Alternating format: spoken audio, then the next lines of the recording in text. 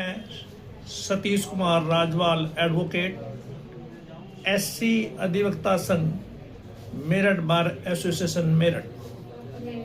आज समस्त भारत में एक अहम मुद्दा, राजनीतिक और सामाजिक मुद्दा सामने आया है।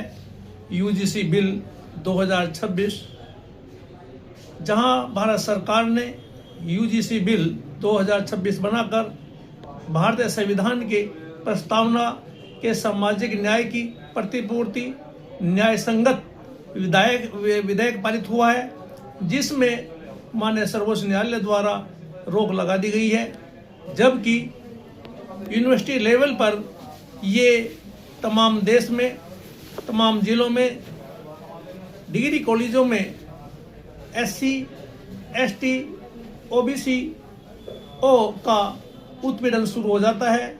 ऐसे अनेकों उदाहरण हैं भारत में, जो एससी समाज के अनेक विद्यार्थियों ने या तो आत्महत्या करने के लिए बाध्य हुए हैं या उत्पीड़न करके उनकी हत्या हुई है, जिसमें बेमूला का मामला है।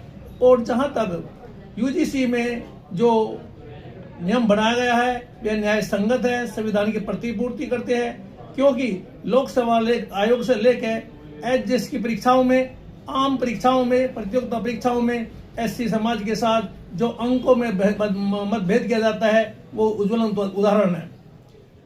Uttar Pradesh high judicial service में 25 साल के समय अवधि के दौरान अनेकों बार वैकेंसी निकलती है, लेकिन अब मात्र आज तक 2 वैकेंसी की प्रतिपूर्ति की गई है और सारी वैकेंसी जो 2 साल बाद सामान्य वर्ग में करके उन्हें भर दिया जाता है।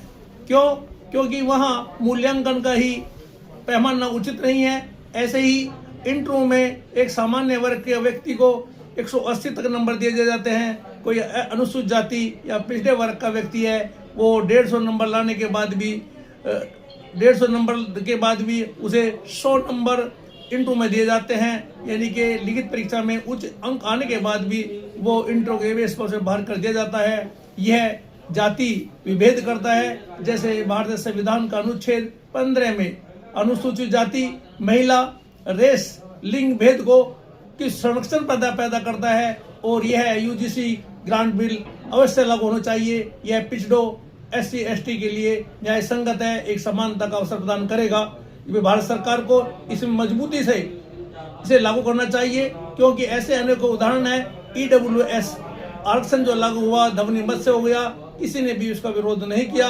दिल्ली में एक मामला आया, सुप्रीम कोर्ट के विरोध जाने के बाद भी भारत सरकार ने उसे लागू किया गया।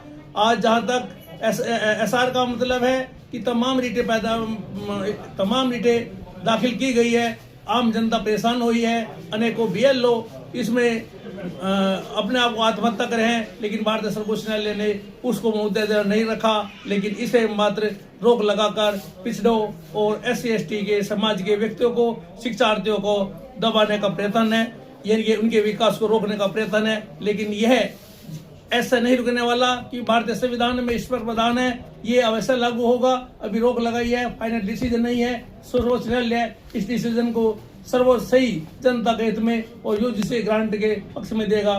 जय भीम।